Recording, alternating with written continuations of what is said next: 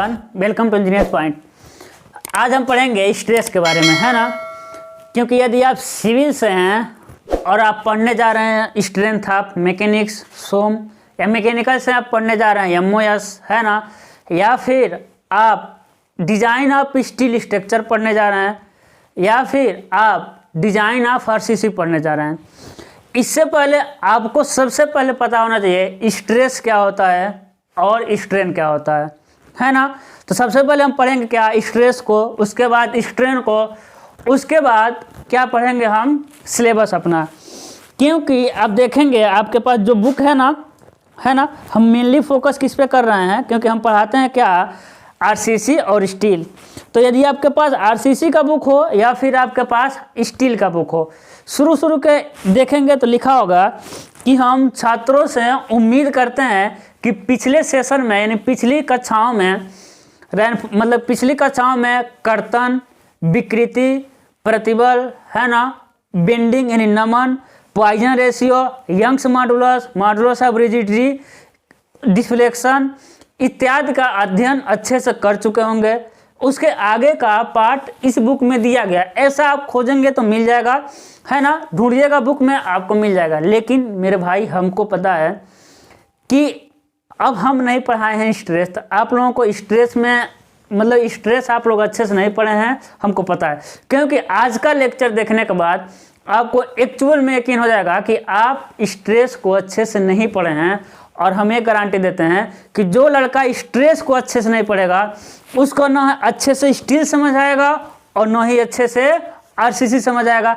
आज का लेक्चर देखिए, आपको यकीन हो जाएगा कि नहीं आप स्ट्रेस यानी प्रतिबल को अच्छे से पढ़े हैं, नहीं आप विकृति को अच्छे से पढ़े हैं, अभी तक आपको सिर्फ गुमराह किया गया है। चलिए शुरू करते हैं, समझिएगा प्रतिबल क्या होता है। सबसे पहले हम बात करेंगे किस पे, प्रतिबल, है ना।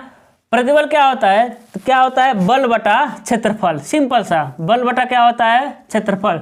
इसका डेफिनेशन क्या होता है, एकांक क्षेत्रफल पर लगने वाले आंतरिक प्रतिरोधी बल को क्या कहते हैं, प्रतिबल कहते हैं, है ना। लेकिन बहुत लोगों के दिमाग में आएगा सर प्रतिबल बराबर बल बटा क्षेत्रफल होगा, तो हम उससे पूछेंगे कि दाब बराबर क्या होगा, तो आप कहेंगे सर दाब बराबर बल बटा क्षेत्रफल ही होता है। तो क्या दोनों में कोई अंतर नहीं है ना, दोनों में बहुत अंतर है। अब देखिएगा प्रतिबल का डिफिनीशन क्या होता है, प्रतिबल का ए फार्मूले, ए तो बच्चों वाला काम है, इसको हम नहीं पढ़ेंगे, लेकिन हम शुरुआत करें तो इसको तो जानना जरूरी है ना। तो है ना, तो प्रतिबल क्या होता है, आंतरिक बल होता है, आंतरिक प्रतिरोधी बल होता है।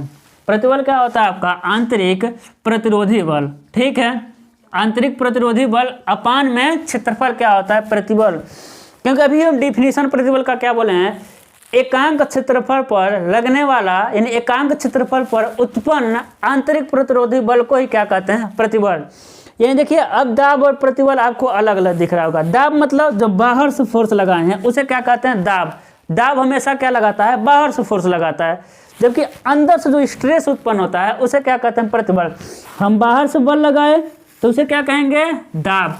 जबकि इतने क्षेत्रफल पे वो अंदर से बल लगाया उसके हम कहेंगे प्रतिबल, है ना, जो प्रतिरोधी बल, क्षेत्रफल से भाग देने के बाद ऊपर से बल लगाए, जितना बल अपान में क्षेत्रफल उसे हम कहेंगे दाब। अंदर से ये बोर्ड कितना लगाया बल, उसका क्षेत्रफल उसे कहेंगे प्रतिबल, है ना। तो क्या हम कहीं बल लगाएंगे तो वो प्रतिबल देगा ही देगा, ये भी जरूरी है जानना। ऐसा नहीं कि सारी चीज़ें प्रतिबल देंगी। जैसे हम बोर्ड पे फोर्स लगाए, बोर्ड पे क्या लगाए, फोर्स लगाए तो प्रतिबल दिया, तो क्या जिस पे फोर्स लगाएंगे वो प्रतिबल देगा, तो ऐसा जरूरी नहीं है ना। अब समझिए मेरे पास ए है ना, इसी से मिटाते हैं। अब इस पे क्या लगाए, हम फोर्स लगाए, क्या प्रतिबल दिया, नहीं, है ना। तो क्या प्रतिबल दिया, नहीं, ये क्या हो गया आपका, डिफॉर्म हो गया। इस पर हम फोर्स लगाए, प्रतिबल दिया, नहीं। यानी ऐसा जरूरी नहीं है कि सारी की सारी ऑब्जेक्ट आपको प्रतिबल दे ही दे, है ना। ये सिंपल सा था, प्रतिबल शुरू करने से पहले इतना बताना था। अब हमारे सिलेबस में क्या यूज होगा उस प्रतिबल की बात करेंगे हम। यदि आपसे पूछें कि प्रतिबल कितने प्रकार के होते हैं, हम आपसे पूछें मेरे भाई प्रतिबल कितने प्रकार से होते हैं, यानी स्ट्रेस कितने प्रकार से होते हैं, तो आपके मन में बहुत सारे स्ट्रेस मतलब कि आ रहा होगा, लेकिन एक्चुअल में नहीं पता होगा कैटेगरी करके। प्रतिबल कितने प्रकार के होते हैं? 2 प्रकार के। पहला होता है आपका नॉर्मल स्ट्रेस, क्या होता है आपका? Normal stress. और दूसरा क्या होता है आपका?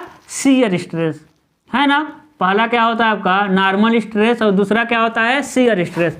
यानी लंप प्रतिबल, कौन सा प्रतिबल आपका होगा? लंप प्रतिबल होगा। और दूसरा क्या होता है आपका? कर्तन प्रतिबल, है ना।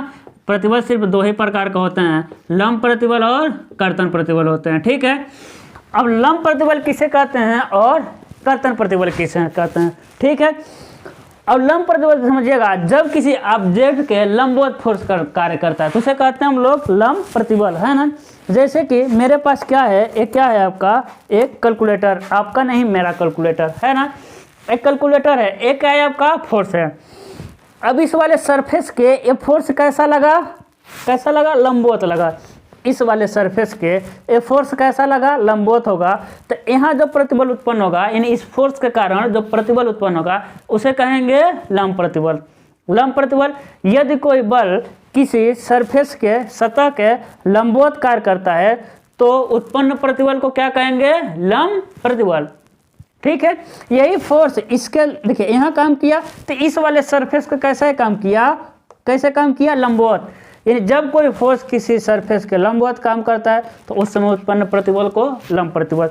ये वाला फोर्स इसके इधर से काम किया, इस वाले सरफेस के कैसे काम किया? लंबवत काम किया, तो कहेंगे हम लंप प्रतिबल। लंप प्रतिबल सिंपल समझ आ गया। जब डिफिनीशन लिख लेना है सारी चीज़ों का डिफिनीशन। प्रतिबल का डिफिनीशन कैसे लिखेंगे? प्रतिबल का एकांक क्षेत्रफल पर उत्पन्न आंतरिक प्रतिरोधी बल को क्या कहेंगे? प्रतिबल।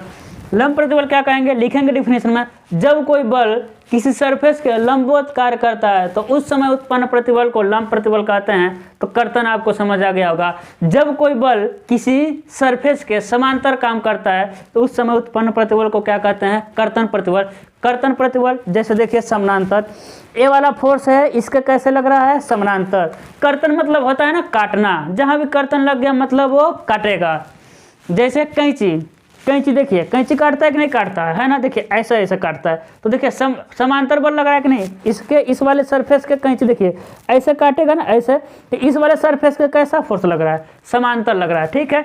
तो देखिए इस वाले फोर्स के इस वाले सरफेस के फोर्स कैसा लग रहा है? समानांतर, है ना। कैसा लग रहा है? समानांतर फोर्स लग रहा है। तो जब कोई बल किसी सरफेस के समानांतर कार्य करता है तो उस समय उत्पन्न प्रतिबल को क्या कहते हैं? कर्तन प्रतिबल। ये दोनों बहुत जरूरी है जानना, इसके बहुत सारे प्रकार होते हैं, हम देखेंगे आगे। कर्तन 2 प्रकार के, लंप प्रतिबल, कर्तन प्रतिबल। लंप प्रतिबल लंब लगता है, कर्तन प्रतिबल समानांतर लगता है ना। समानांतर देखिए कर्तन मतलब देखिए समानांतर लगा, क्या किया? समानांतर लगेगा, काट दिया। समानांतर लगा, क्या किया? इसको काट दिया, है नहीं काट दिया, ठीक है। देखिए इस वाले बल के समानांतर लगाए तभी तो खिसका है, देखिए तभी खिसका। समानांतर मतलब क्या होता है? काटना, यानी कर्तन, ठीक है। अब लंप प्रतिबल कितने प्रकार के होते हैं ये सारी चीज़ें आप सुने होंगे, है ना। मैं बहुत लोग जानते भी होंगे, कुछ लोग नहीं जानते होंगे, उनके लिए है। लंप प्रतिबल कितने प्रकार का होता है आपका? 3 प्रकार का। पहला होता है आपका डायरेक्ट स्ट्रेस, है ना। क्या होता है आपका? Direct stress. और दूसरा क्या होता है आपका? बेंडिंग स्ट्रेस, है ना। डायरेक्ट नहीं होता, एक्सियल स्ट्रेस होता है। क्या होगा आपका? Axial stress. और दूसरा क्या होता है आपका? Bending stress. और होता है आपका बियरिंग स्ट्रेस। बियरिंग स्ट्रेस यानी अक्षीय प्रतिबल, अक्षीय प्रतिबल, एक्सियल स्ट्रेस, है ना। उसके बाद क्या होगा? नमन प्रतिबल, सुने होंगे आप लोग, नमन प्रतिबल सौम्य। उसके बाद होता है आपका धारण प्रतिबल। इतने प्रकार का क्या होता है आपका? प्रतिबल होता है ना। इतने प्रकार का क्या होता है आपका? प्रतिबल होता है। अब अक्षीय प्रतिबल क्या होता है? अब देखिए ये है आपका ऑब्जेक्ट। जब कोई बल किसी वस्तु के अक्ष पे काम करता है तो उसे कहते हैं अक्षीय प्रतिबल। देखिए, है ना। अक्षीय प्रतिबल कितने प्रकार का होता है? देखिएगा, अक्षीय प्रतिबल होता है आपका 2 प्रकार का।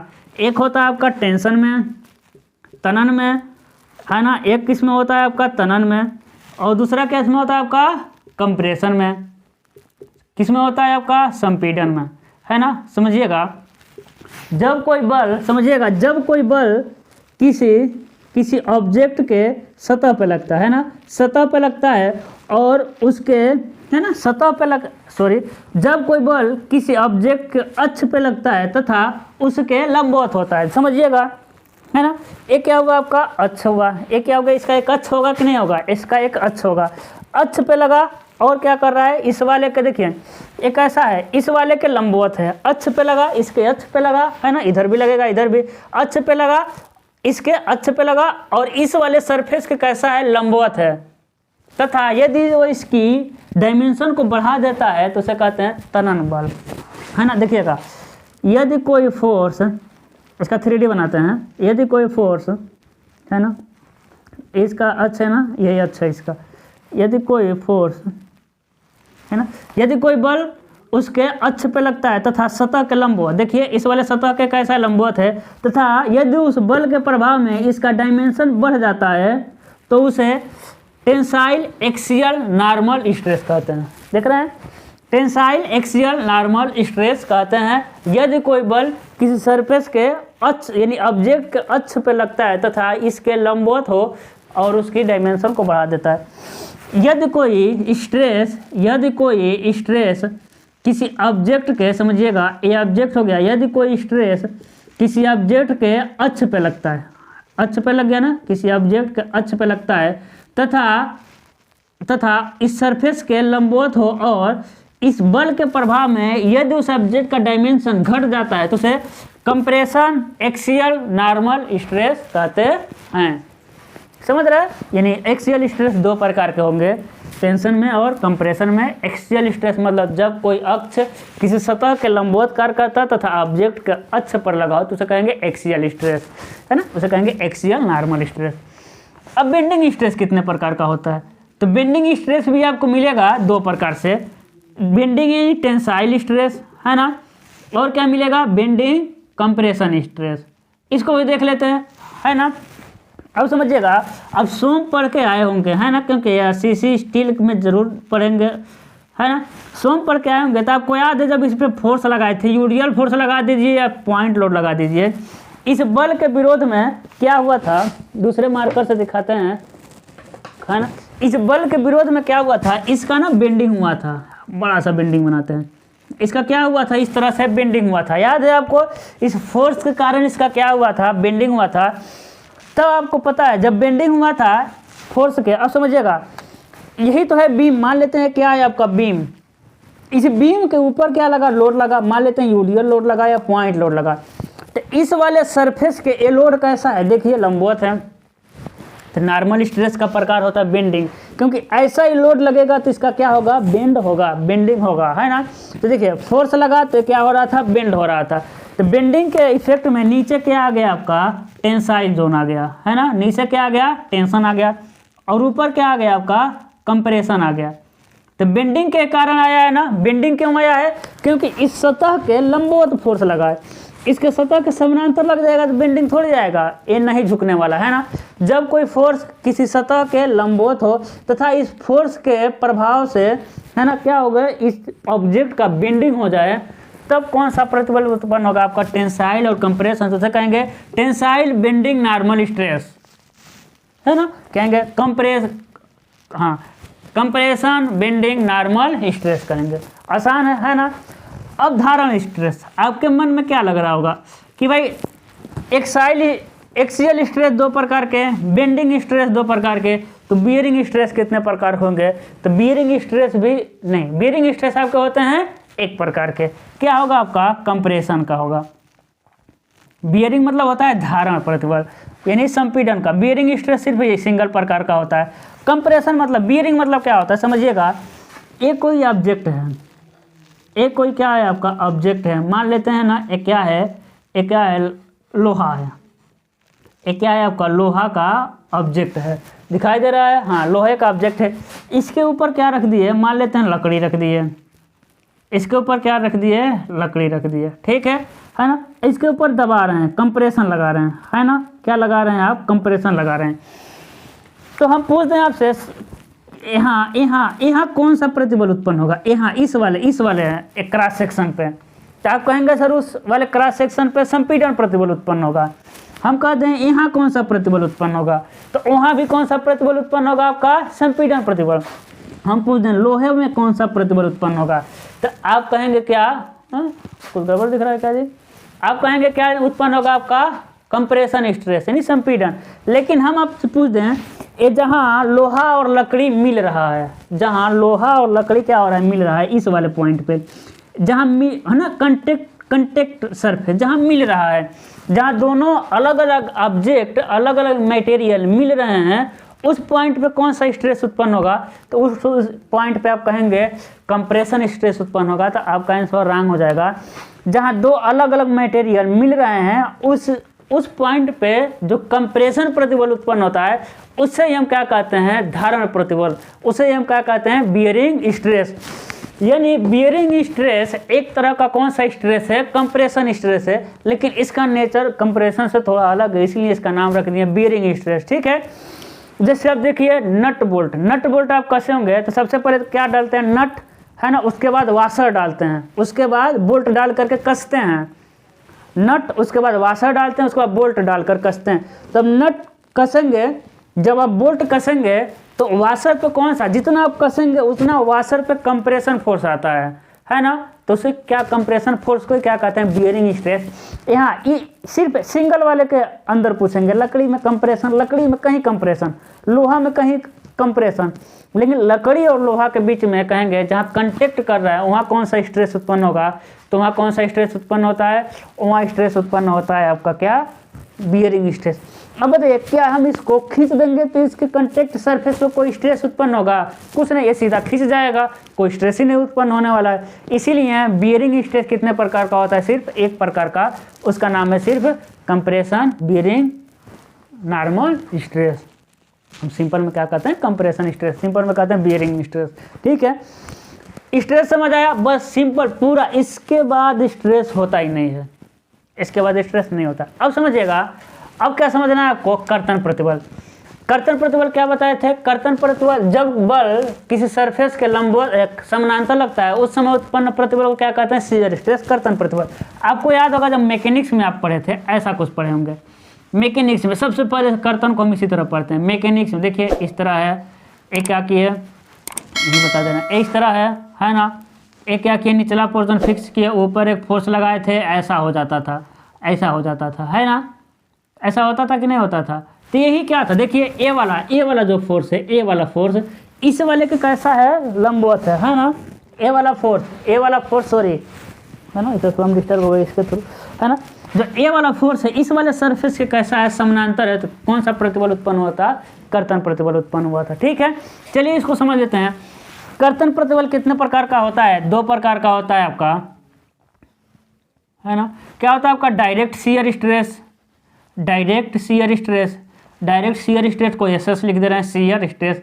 एक होता है आपका इनडायरेक्ट शियर स्ट्रेस, है ना, पहले देख लें दिखाई दे रहा है कि नहीं, हाँ काफ़ी जगह है। स्ट्रेस कितने प्रकार का होता है आपका, दो प्रकार का होता है आपका, डायरेक्ट शियर स्ट्रेस और indirect shear stress.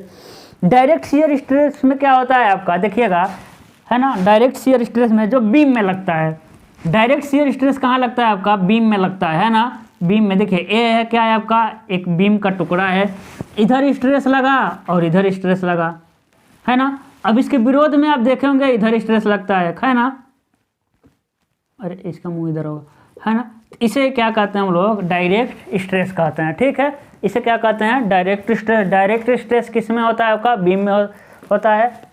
Direct shear stress किस में होता है, बीम में होता है। जबकि इनडायरेक्ट किस में होता है आपका, इनडायरेक्ट किस में होता है आपका, शाफ्ट में, शाफ्ट वगैरह में क्या होता है आपका, इनडायरेक्ट स्ट्रेस। ठीक है, देखिए इस तरह का स्ट्रेस। और एक बात है, शियर स्ट्रेस कभी भी सिंगल नहीं मिलता है, शियर स्ट्रेस कभी भी मतलब कि कपल में आते हैं, जोड़े में आते हैं। देखिएगा बीम में शियर स्ट्रेस मिल रहा है, डायरेक्ट शियर स्ट्रेस। शाफ्ट में क्या होता है, जैसे देखिएगा बीम में लगा ना, हाँ देखिए समझा दे रहे हैं बीम वाला, ये देखिए ये क्या हो गया आपका, बीम हो गया, नीचे से क्या लगा, फोर्स लगा, है ना, इसमें इसको इसी में समझाएंगे, क्यों अलग समझाए, है ना। अब देखिए ये क्या हो गया आपका, बीम हो गया सिंपल सा, नीचे क्या हो गया, सपोर्ट हो गया, ऊपर से क्या लग रहा था, लोड लग रहा था, है ना। तो देखिए एक फोर्स ये हो गया और बीम के बीच में कहीं ना कहीं फोर्स लग रहा होगा ना, एक फोर्स ऊपर से नीचे लग रहा होगा, तो इस तरह काटेगा इसको, है ना। अब सोम में इस तरह का पढ़े होंगे स्ट्रक्चर। देखिए एक नीचे से ऊपर, नीचे से लग रहा था, एक नीचे से लग रहा था, एक ऊपर से लग गया। कोई भी एक टुकड़ा लेके स्टडी करेंगे तो ये क्या है आपका direct shear stress. Indirect shear stress, ढक्कन को देखिए हम क्या कर रहे हैं, नचा रहे हैं, है ना, शीशी वगैरह का ढक्कन खोलते हैं आप लोग, तो कौन सा शियर हो जाएगा स्ट्रेस आपका इनडायरेक्ट। देखिए जैसे इस तरह, देखिए इस तरह कौन सा स्ट्रेस मिलेगा आपका इनडायरेक्ट, है ना, इस तरह। शाफ्ट में कौन सा डायरेक्ट, देखिए इसी तरह बनाया ना, है ना, तो कौन सा है आपका इनडायरेक्ट स्ट्रेस, जो कि बीम पे कौन सा लगता है आपका डायरेक्ट शियर स्ट्रेस। ये क्या हो गया आपका इनडायरेक्ट शियर स्ट्रेस, इसका नाम है डायरेक्ट शियर स्ट्रेस। इसीलिए आप SFD BMD बना पाते हैं क्योंकि डायरेक्ट लगता है, डायरेक्ट दिखता है, इसका हम स्टडी कर लेते हैं। शाफ्ट का हम SFD BMD इसीलिए नहीं बनाते हैं, इसका SFD BMD बहुत कॉम्प्लिकेटेड होता है क्योंकि शाफ्ट में जो होता है आपका इनडायरेक्ट लगता है ना। अब समझिएगा, अब आप SFD BMD कैसे बनाते हैं उसका सिंपल समझिएगा, है ना। ऐसा नहीं है जो एक फोर्स है वो एक फोर्स या तो मतलब कि नॉर्मल स्ट्रेस देगा या शियर स्ट्रेस देगा, ऐसा कुछ नहीं है। जो एक फोर्स है वो फोर्स नॉर्मल भी हो सकता है, वो फोर्स शियर भी हो सकता है। कैसे समझ लेते हैं, है ना। अब देखेंगे क्या होता है, एक बीम लेते हैं सिंपल सा, एक क्या लेंगे आप, बीम लेंगे, ऐसा ही बीम लेंगे, इसके ऊपर क्या लगा देंगे आप, सिंपली सपोर्टेड बीम लगा दिए सिंपली। तो आप सोम में पढ़े होंगे, इसका आप SFD भी बना लेते हैं, इसका आप क्या बना लेते हैं, BMD भी, यानी इसका SFD कर्तन फोर्स डायग्राम और इसका बेंडिंग मूवमेंट डायग्राम SFD, है ना मेरे भाई। SFD यानी shear force diagram. Shear force कब मिलता है, जब फोर्स समानांतर लगता है। शियर फोर्स कब मिलता है, जब फोर्स समानांतर लगता है। बेंडिंग मूवमेंट कब मिलता है, जब फोर्स नॉर्मल लगता है ना, जब फोर्स लंबवत लगता है। यानी देखिए एक क्या हो गया, बीम हो गया, और बीम के ऊपर एक क्या हो गया आपका, बीम हो गया, एक क्या हो गया आपका, बीम हो गया, और बीम के ऊपर एक क्या हो गया आपका, एक क्या हो गया आपका सिंपली सपोर्टेड बीम, है ना। बीम के ऊपर क्या हो गया, दोनों मार्कर हो गए आपके सिंपली। यानी ए वाले फोर्स इसके कैसे लग रहे हैं, इसके लग रहे हैं आपके लंबवत, इस वाले सरफेस के कैसे लग रहे हैं, लंबवत लग रहे हैं, तभी तो आपका बेंडिंग होगा, है ना। अब बताइए इसके फोर्स कैसे लग रहा है, लंबवत लग रहा है, तो इसका नीचे बेंडिंग होगा कि नहीं होगा, एकदम बेंडिंग होगा, है ना। क्या होगा आपका, एकदम बेंडिंग होगा। तब हम क्या बना देते हैं, बेंडिंग मोमेंट, कोई दिक्कत नहीं। लेकिन इस वाले फोर्स में फिर शियर फोर्स डायग्राम कैसे बना पाए हैं आप, वहाँ शियर फोर्स डायग्राम कैसे बना पाए, वो ऐसे बना पाए हैं कि इधर से तो लंबवत लग रहा था, इधर से तो लंबवत लग रहा था, कोई दिक्कत नहीं है बेंडिंग मूवमेंट। लेकिन जो ये फोर्स है, अच्छे देखिएगा, जो ये फोर्स है, ये वाला फोर्स इस वाले के कैसे है, इस वाले के देखिएगा, अभी जो फोर्स था ऐसे था, तो इस वाले के तो लंबवत था, लेकिन ये फोर्स इस वाले सरफेस के कैसा होगा, देखिए इस वाले के तो लंबवत है, लेकिन यही फोर्स है इस वाले के कैसे मिलेगा, प्रत्येक क्रॉस सेक्शन के कैसे मिलेगा, कैसे मिलेगा, ये समांतर मिलेगा, है ना। तो ये जो फोर्स था ये सिंपल सा फोर्स था, ठीक है, सिंपल सा मान लेते हैं, पॉइंट लोड है, ऐसा था। पॉइंट लोड में ज़्यादा समझ आता है, मान लेते हैं पॉइंट लोड था ऐसा, इस वाले के तो लंबवत हो गया, लेकिन यही फोर्स इस वाले सरफेस के कैसा है, समानांतर है। और जब कोई फोर्स की सरफेस के समानांतर होता है तो कौन सा स्ट्रेस देता है आपका, शियर स्ट्रेस देता है। इसीलिए आप देखेंगे कि बीम पे पॉइंट लोड लगा लीजिए, या बीम पे क्या लगा लीजिए आप, बीम पे पॉइंट लोड लगा लीजिए, या बीम पे यूडियल लोड लगा दीजिए, आप बेंडिंग मूवमेंट भी बना पाते हैं, शियर फोर्स बना पाते हैं, क्योंकि जो एक फोर्स है वो बेंडिंग में दे दिया और वो शियर भी, यानी वो शियर फोर्स भी दे दिया। इतना ही था आपका किस में, स्ट्रेस में, ठीक है। अब हम क्या देखेंगे स्ट्रेन में। देखिए अभी के लिए 6 सेमेस्टर में क्या आपको पढ़ना है, स्टील और RCC, उसमें मेनली फोकस हम करेंगे स्ट्रेस पे। इसको ना अच्छे से पढ़िएगा, क्योंकि हम बार बार पढ़ाएंगे, जब उसको काटेंगे, जब उसको मोड़ेंगे, जब उसको तोड़ेंगे, तब कहेंगे पता याद रखिए वो वाला स्ट्रेस है। तब इसीलिए हम कर्तन प्रतिबल लिख रहे हैं, वो वाला स्ट्रेस है, इसीलिए लंब प्रतिबल लिख रहे हैं। एक चीज़ और इसी में याद रखिएगा, नॉर्मल स्ट्रेस को हम किससे दिखाते हैं, सिग्मा से, और शियर स्ट्रेस को हम टाउ से दिखाते हैं। जहाँ कहीं टाउ दिख जाए तो समझ लेना है कोई शियर स्ट्रेस है, जहाँ कहीं सिग्मा दिख जाए तो समझ लेना है कि नॉर्मल स्ट्रेस है। मतलब मैक्सिमम केस में, है ना, नोटेशन से किसी से भी किसी हो सकता है, उसमें कोई बात नहीं है। अब समझिएगा, हम कह रहे थे कि स्टील में डिजाइन ऑफ स्टील स्ट्रक्चर और डिजाइन ऑफ RCC स्ट्रक्चर, दोनों में मेनली फोकस अभी के लिए हम दोनों पे कर रहे हैं। दोनों में स्ट्रेन से उतना मतलब नहीं है, स्ट्रेस यानी विकृति से उतना मतलब नहीं, इसमें ज़्यादा विकृति का, ज़्यादा क्या मतलब विकृति का कहीं यूज ही नहीं है ना। विकृति का यूज किस में आता है आपका? सॉइल मैकेनिक्स में आता है, मतलब सोम में आता है, स्ट्रक्चर मैकेनिक्स में, ठीक है। तो हम विकृति पे ज़्यादा बात नहीं करते हैं, लेकिन कुछ जान लेते हैं विकृति कितने प्रकार का होता है ना। अब देखिएगा, जैसे प्रतिबल था, प्रतिबल कितने प्रकार के? 2 प्रकार के, है ना। तो हम पूछेंगे विकृति कितने प्रकार के। उससे पहले हमको ये जानना जरूरी है कि विकृति का डिफिनीशन क्या है ना। तो याद करिए, सोचिए विकृति का डिफिनीशन क्या होता है। तो विकृति का डिफिनीशन बहुत लोग कहेंगे sir change in length upon में ओरिजिनल लेंथ, है ना। चेंज इन लेंथ अपान में ओरिजिनल लेंथ होता है आपका विकृति। तो हम उससे कहेंगे मेरे भाई change in width upon original width क्या हो जाएगा, यानी लंबाई में परिवर्तन अपान प्रारंभिक लंबाई क्या होगा। तो आप कहेंगे वो भी विकृति है। कहेंगे 2 डिफिनीशन होगा, तो आप कहेंगे नहीं सर, इसका मतलब कोई ना कोई गलत है, या हम गलत हैं या आप गलत हैं। तो विकृति क्या होता है समझिएगा, विकृति क्या होता है? चेंज अपान लेंथ अपान में ओरिजिनल लेंथ, ऐसा नहीं है। क्या होता है आपका? Change in dimension. क्या होता है आपका? Change in dimension, change in dimension upon में ओरिजिनल डायमेंशन, ओरिजिनल डायमेंशन, है ना। अब हिंदी क्या होगा? बीमाओं में परिवर्तन और वास्तविक बीमा का अनुपात, डायमेंशन देख लीजिएगा, है ना। चेंज इन बीमाओं में परिवर्तन अपान वास्तविक बीमा का अनुपात क्या होता है? विकृति होता है। चेंज इन डायमेंशन, डायमेंशन में कितना चेंज हुआ, अपान में एक्चुअल में। जैसे कि समझिएगा, यदि इसकी लंबाई को हम खींच दें तो कितना खींचा, अपान में एक्चुअल में कितना था। चेंज इन लेंथ अपान में ओरिजिनल लेंथ, है ना। इसमें हम ज़्यादा फोकस नहीं करेंगे। विकृति कितने प्रकार का होता है? ये भी 2 प्रकार का होता है ना, क्योंकि आपके सिलेबस में विकृति का यूज नहीं है, स्टील में और आरसीसी में। विकृति कितना होता है आपका? 2 प्रकार का। लंब विकृति, क्या होता है आपका? लंब विकृति, और दूसरा होता है आपका कर्तन विकृति। क्या होता है आपका? लंब विकृति और कर्तन विकृति।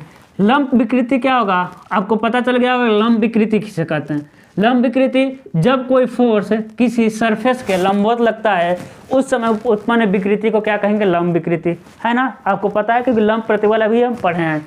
जब कोई फोर्स किसी सरफेस के पैरेलल लगता है, समांतर लगता है, उस समय उत्पन्न विकृति को क्या कहेंगे? कर्तन विकृति, यानी शियर स्ट्रेन। अब लंब विकृति कितने प्रकार का होता है? लंब विकृति 3 प्रकार के। पहला होता है आपका लॉन्गिट्यूडनल स्ट्रेन, है ना। लॉन्गिट्यूडनल स्ट्रेन, स्पेलिंग देख लीजिएगा, स्ट्रेन STRAIN, है ना, यानी अनुदैर्ध्य विकृति। क्या होता है आपका? अनुदैर्ध्य विकृति, है ना। दूसरा क्या होता है आपका? ट्रांसवर्स स्ट्रेन, ट्रांसवर्स स्ट्रेन यानी अनुप्रस्थ विकृति, अनुप्रस्थ विकृति। तीसरा क्या होता है आपका? वॉल्यूमेट्रिक स्ट्रेन,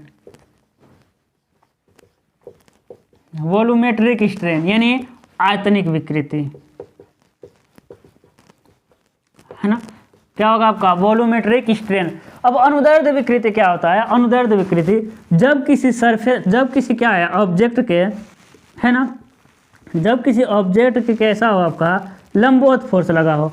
जब किसी ऑब्जेक्ट के अक्ष पे फोर्स लगा हो, है ना, ए एक्सिस है, जब किसी ऑब्जेक्ट के अक्ष पे फोर्स लगा हो तथा किसी सरफेस के लंबवत लगा हो, तो उसकी लंबाई में या तो वृद्धि होगी या फिर कमी होगी। इसको हम 2D में बना देते हैं।